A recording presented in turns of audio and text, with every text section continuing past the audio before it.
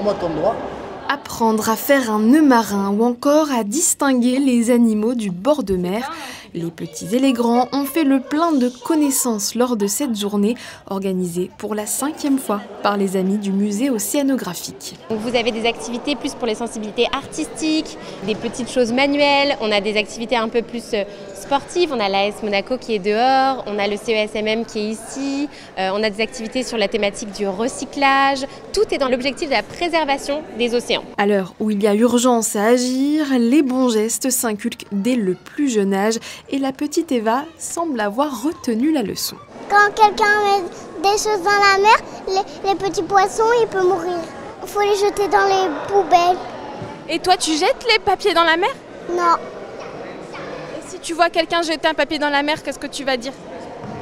La police, elle va le mettre dans la prison. Pour les parents, cette sortie pédagogique est un prolongement des actions de sensibilisation menées au quotidien.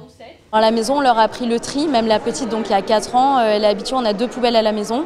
Pour cette nouvelle édition de la fête du musée, absolument tout l'établissement a été investi, y compris les aquariums, où un atelier de dessin scientifique est en cours. L'idée, c'est d'avoir en 2 temps, d'abord d'aller observer les poissons dans le grand aquarium, de regarder les différentes formes qu'on trouve, d'essayer de les reproduire au mieux, et puis ensuite de mettre la couleur, un petit peu comme dans les dessins scientifiques qu'on pouvait trouver, les planches. Avant de partir, un ultime regard pour s'émerveiller de la beauté de la vie sous-marine et se rappeler combien il est essentiel de la préserver.